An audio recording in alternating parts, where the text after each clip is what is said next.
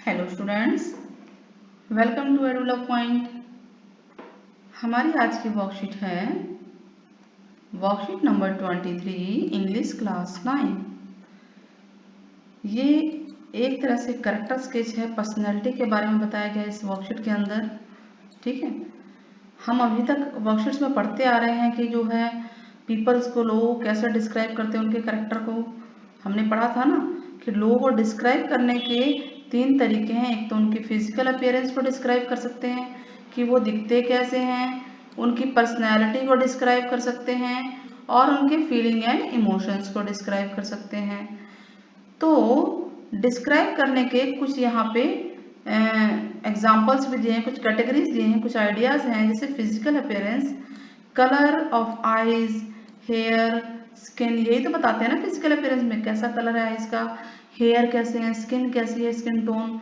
ठीक है, height, build structure यानी फेस का कैसा स्ट्रक्चर है और बॉडी का कैसा स्ट्रक्चर है, टाइप्स ऑफ क्लॉथ्स कैसे पहनती है या पहनता है। किसी के भी कैरेक्टर के बारे में फिजिकल अपीयरेंस ये होता है, एक आइडिया मोटा मोटा है।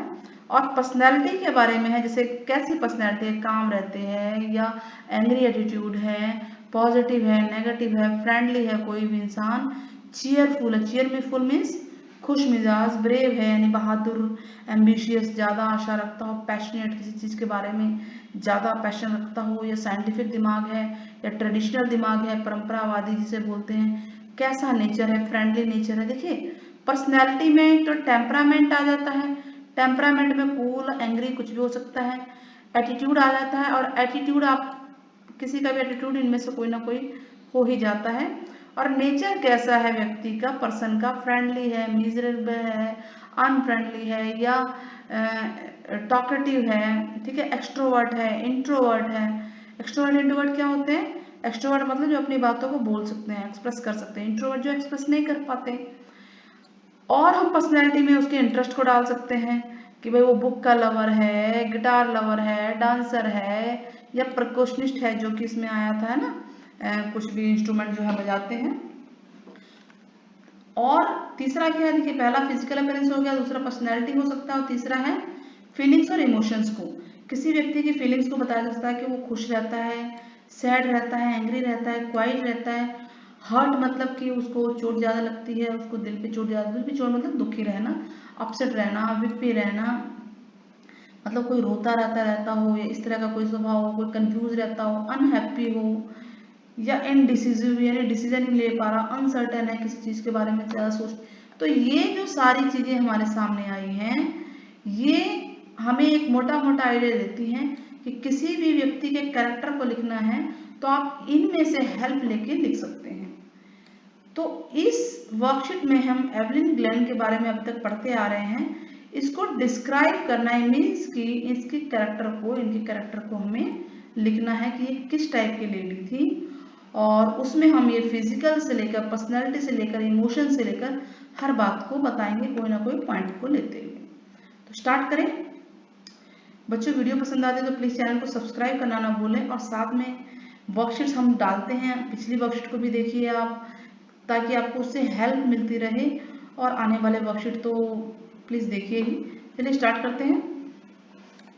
एवलिन ग्लेन ये कैरेक्टर स्केच हो गया एक तरह से, ठीक है। और ये इंपॉर्टेंट भी हो कि बार बार एक ही वर्कशीट में एक ही कैरेक्टर के बारे में बोला जा रहा है, मीन्स कि ये एग्जाम पर्पज से इंपॉर्टेंट है। तो Evelyn Glenn was determined, determined क्या होता है? दृढ़ संकल्प वाली, जिसने संकल्प कर लिया कि मुझे लाइफ में कुछ करना है। आप भी कुछ ना कुछ डिटरमाइंड कीजिए, डिटरमाइंड करते होंगे, ठीक है, या किया है या करेंगे। ठीक है, तो दृढ़ संकल्प क्या होता है? हमें उस टारगेट की तरफ ले जाता है। अगर हम किसी चीज़ के बारे में सोच लें तो हम अपने टारगेट को जल्दी अचीव कर पाते हैं। ठीक उसी तरह से ये एवलिन ग्लेन थी, ये डिटरमाइंड थी, हार्ड वर्किंग गर्ल थी, बहुत ज़्यादा मेहनत करती थी। ठीक है, और हर करेक्टर इज क्वाइट इंस्पायरिंग, इसका करेक्टर बहुत ही ज़्यादा इंस्पायरिंग है। अगर सोचें इसके बारे में, सोचें कि कितना स्ट्रगल किया लाइफ इन्होंने। She lost her hearing disability, मतलब हेयरिंग जो एबिलिटी है यहाँ पे, बल्कि ये नहीं आएगा, हेयरिंग एबिलिटी को वो खो चुकी थी, यानी कि वो जो सुनने की जो पावर थी वो सब खो चुकी थी। और कौन सी एज में? क्वाइट यंग एज थी, आई थिंक 8 ईयर की एज थी ना उस समय, 8 ईयर की एज थी। बच्चों कमेंट में बताना कितनी ईयर की एज थी, क्योंकि मैंने पिछले वर्कशीट में भी कराया था, तो आप कमेंट में बताना ये कंफर्म है कि नहीं, ठीक है, कंफर्म करेंगे आप लोग। तो यंग एज में उसने अपनी हियरिंग पावर खो दी, क्योंकि नर्व डैमेज होने लग गई थी और कुछ नर्व्स डैमेज हो गई थी, जिसकी वजह से उसकी सुनने की क्षमता, जो सुनने की पावर थी, वो कम होती जा रही थी बाय द एज, जैसे जैसे वो बड़ी हो रही थी। कितनी बड़ी प्रॉब्लम है, अगर कोई व्यक्ति, इंसान सुन ना पाए, सुन नहीं पाएगा, तो फिर वो कैसे आगे किसी चीज को कैसे सीख पाएगा। बिना सुने तो हम कुछ सीख नहीं सकते ना। तो इसका मतलब कि हमें कोई ना कोई दूसरा रास्ता लेना पड़ेगा। अगर हम ये सोच लें हमें सुनाई नहीं देता तो हमें कुछ कर ही नहीं सकते, तो हम फिर कुछ कर भी नहीं पाएंगे। लेकिन उसके अपोजिट अगर हम डिटरमाइन कर लें, अगर भाई क्या हुआ, कान ही तो प्रॉब्लम हुई है, भगवान ने, ईश्वर ने, प्रभु ने, अल्लाह ने हमें और भी तो बॉडी पार्ट्स दिए हैं ना, हैं, गॉड ने हमें और पार्ट्स दिए हैं कि नहीं दिए हैं, तो हम उनका यूज, उसको पावर बना लेते हैं। एक कमी को दूर करने के लिए दूसरी जो भी बॉडी पार्ट्स है, जो भी हमें गॉड ने दिया है, उसको हम एक्सेप्ट करें और स्ट्रांग विल पावर के साथ हमें आगे जाना चाहिए। तो ठीक वैसे ही एवलिन ग्लेन थी, she did not give up, उसने गिव अप नहीं किया। गिव अप मतलब उसने छोड़ा नहीं कि अरे मेरे तो पावर जा रही है, मैं कुछ नहीं कर सकती लाइफ में। एंड डिटरमाइंड, ये वर्ड बहुत अच्छा, इसको ध्यान रखिए। उसने संकल्प किया कि मुझे म्यूजिक सीखना ही सीखना है। हर पैशन फॉर म्यूजिक, जो म्यूजिक के लिए उसका पैशन था, मतलब उसकी जो सनक थी, जो उसको चाहिए था म्यूजिक के लिए, बिकेम हर ड्राइविंग फोर्स, वो उसका ड्राइविंग फोर्स बन गया, उसकी वो ताकत बन गई एक तरह से, जो उसको बार बार फोर्स कर रही थी, पुश कर रही थी कि आप ये कर सकते हो, आप ये कर सकते हो, आप ये करोगे, ठीक है। And helped her to put aside her disability, और उसी की वजह से, इस पैशन की वजह से, जो उसकी डिसेबिलिटी थी, डिसेबिलिटी क्या थी, हियरिंग पावर खत्म होती जा रही थी, इस डिसेबिलिटी को भी एक तरफ कर दिया उसकी इस पैशन ने, म्यूजिक के पैशन ने। तो एक व्यक्ति थे रॉन फॉप्स, वो एक परकोशनिस्ट थे। परकोशनिस्ट मैंने बताया था विभिन्न प्रकार के यंत्र को जो बजाते हैं। तो उन्होंने स्पॉट किया, स्पॉट मतलब उसको देखा, उसके पोटेंशियल को, कितनी इस बच्ची के अंदर कितनी पोटेंशियल है, सीखना चाहती है, जबकि इसके अंदर कमी है।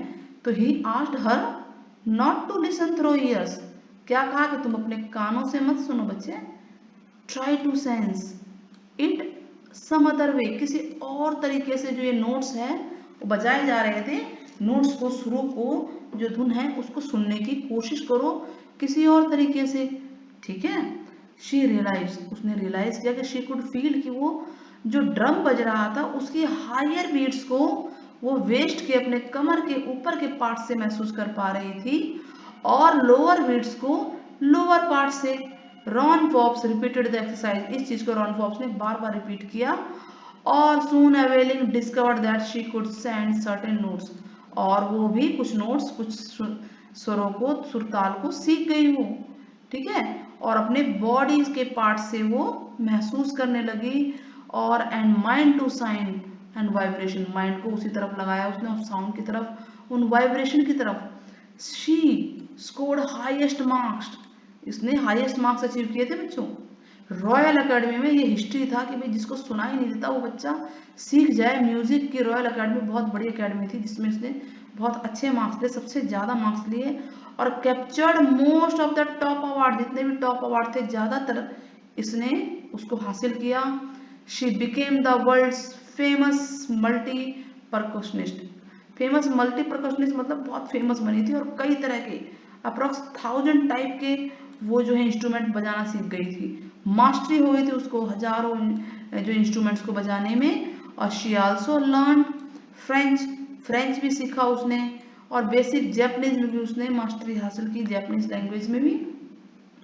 तो ये आप देखिए, इसकी फिजिकल अपीयरेंस भी आ गया, और जो विल पावर थी वो भी आ गई, पर्सनैलिटी भी आ गई, फीलिंग्स इमोशंस भी आए।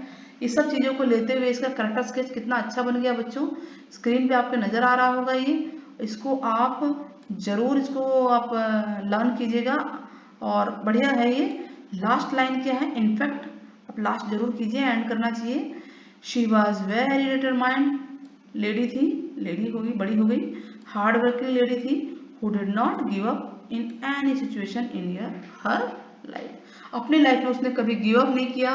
तो इस तरह से ये हमारे जो वर्कशीट है पूरी होती है, इस पूरी वर्कशीट में सिर्फ एक ही बात बोली गई है कैरेक्टर स्केच के बारे में, एवलिन ग्लेन के बारे में, ठीक है। और आप इसमें और भी पॉइंट्स ऐड कर सकते हैं। वीडियो को शेयर ज़रूर कीजिए और प्लीज़ कमेंट करना ना भूलें। Till then take care, bye bye बच्चों।